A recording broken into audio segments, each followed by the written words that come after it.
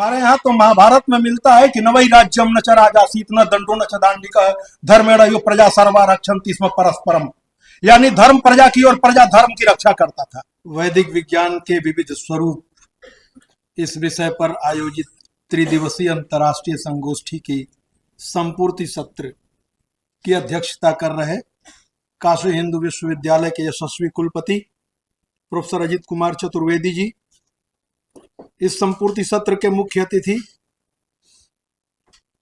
आदरणीय भाई साहब शिव कुमार शर्मा जी,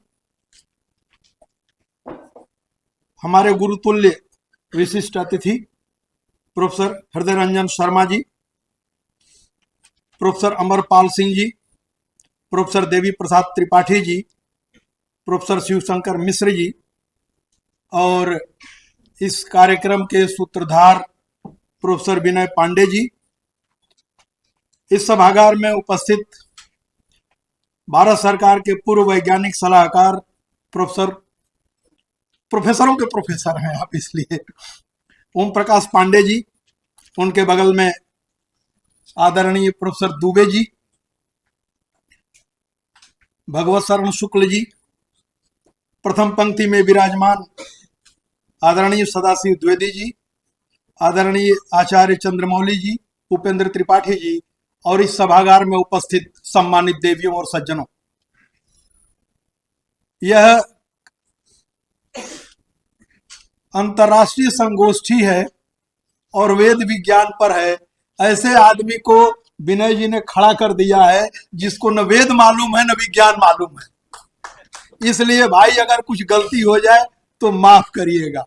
मैं एक विद्यार्थी की तरह यहाँ आया हूँ और मैंने जब सुना लोगों को और यहाँ की आबो हवा को जरा समझने की कोशिश किया तो कुछ जिज्ञासाएं मेरे मन में आई, वो मैं आपको आपके सामने रखना चाहूंगा, क्योंकि हमारा यह मानना है कि तू कहता कागज की लेखी और मैं कहता आंखन की देखी। एक विषय है इसमें जो पर्यावरण और जीवन दर्शन से जुड़ा हुआ है। मैं 1971 की एक घटना आपके सामने रखना चाहता हूं, जो बिल्कुल पढ़ा लिखा आदमी नहीं था, हलवाहा था, हल जोतने का काम करता था, अंगूठा छाप था और गांव में मालिक ने कहा पेड़ काट दे। संक्षेप में कह दूं क्योंकि समय कम है, मैं 8 मिनट से ज्यादा समय नहीं लूंगा, यही इनको कहा हूं। वो चुपचाप बैठा रहा।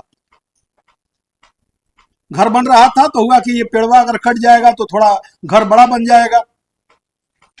दोबारा मालिक ने कहा कि अरे पेड़वा काट दो, फिर बैठा रहा। आधे घंटे बाद मालिक का पारा चढ़ गया। उन्होंने कहा, बालचंद उसका नाम था, भोजपुरी में मेरे गांव की घटना है, मेरे घर की ही है। दादा ने हमारे कहा, करे बलचनवा आधा घंटा हो गया तू पेड़वा ना कट ले।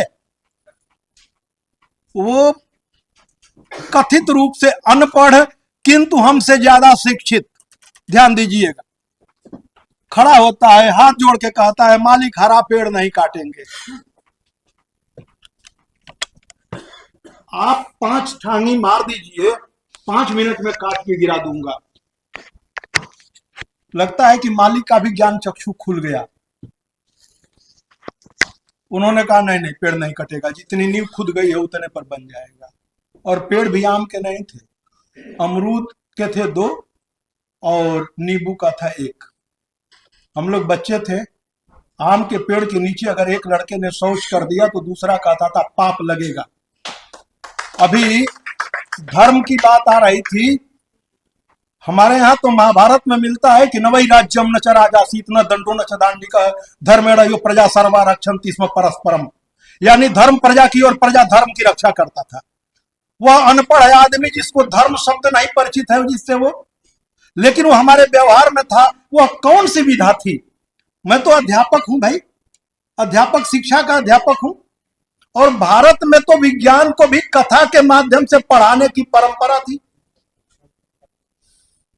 उस परंपरा को हमने त्यागा तो वो कैसे प्रतिस्थापित होगी कि आसानी से, बिल्कुल आसानी से बालक और जनसामान्य तक विज्ञान की वे चीजें जो वेदों में छुपी हुई हैं वो जनसामान्य तक पहुंच पाए। इस पर अगर काम हो सके तो इस संगोष्ठी की सार्थकता होगी। एक दूसरी सच्ची घटना बताता हूं।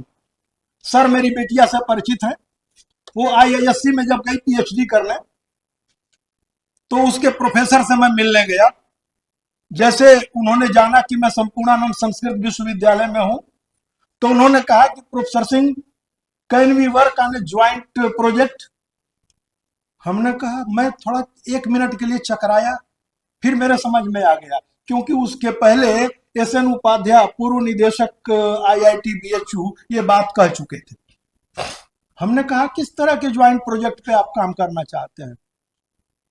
उन्होंने कहा, हमने सुना है कि हमारे प्राचीन संस्कृत वांग्मय में, हमारे वेदों में बहुत कुछ है, लेकिन हम साइंस के लोग हैं, हमें संस्कृत नहीं आती। तो एक बहुत बड़ा गैप है मॉडर्न साइंस में और एंशिएंट साइंस में। उस गैप को, उसको कैसे पाटा जा सके, तो जो संस्कृत का व्यक्ति होगा वो मूल बताएगा। हम आज के संदर्भ में उस पर काम करने की कोशिश करेंगे। ये बात करीब 15 साल पुरानी है। उन्होंने कहा, आप कुछ ऐसे लोग दीजिए। मैं लौट के अपने विश्वविद्यालय में आया, क्योंकि मंच पर वैज्ञानिक भी हैं और वेद के भी लोग हैं। मैं तो मास्टर आदमी हूं, मैं अपने को मास्टर कहता हूं, वो भी अध्यापकों का। मैं लौट के आया, हमने अपने विश्वविद्यालय में तमाम लोगों से कहा कि भाई इस तरह का एक प्रोजेक्ट है। उन्होंने ये भी कहा कि हमने करोड़ों रुपए खर्च कर डाले, 2-2 बार हम लोगों ने ये प्रोजेक्ट लिया।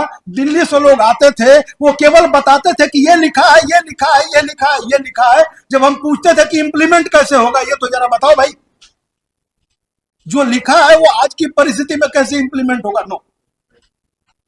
तो मुझे लगता है कि ये समस्या कल भी थी, और जब तक हम इसके समाधान पर काम नहीं करेंगे, ये कल भी बनी रहेगी। इसलिए अगर हो सके तो इस पर विचार किया जाए तब, क्योंकि वेदों में या हमारे प्राचीन वांग्मय में जो भी हो, जो भी विज्ञान के तत्व हैं, हम तो कहानी में पढ़ते थे ना, प्यासा कौआ की कहानी पढ़ा हमने। और जब मैं B.Ed में लड़कों को पढ़ा रहा था, तो मुझे लगा कि अरे प्यासा कौआ की कहानी तो इसमें बिल्कुल विज्ञान है, वो तो आर्किमिडीज का सिद्धांत बता रहा है। और आपको बताऊं, लड़कों से हमने पूछा कि इसमें कोई साइंटिफिक सिद्धांत है क्या, 8वीं के लड़के से, तो उसने कहा कि हाँ है। क्या है? तो कहा कि ये घनत्व का सिद्धांत है। कहानी के माध्यम से पढ़ाया हमने, यानी सरल से कठिन की ओर चलने का उपाय खोजे। यहां बड़े बड़े विद्वान हैं, मैं तो विद्यार्थी हूं, और उस उपाय खोजने में अगर मेरी कोई जरूरत हो तो मैं प्रस्तुत हूं। आपका बहुत बहुत आभार, बहुत बहुत अभिनंदन, धन्यवाद, जय हिंद।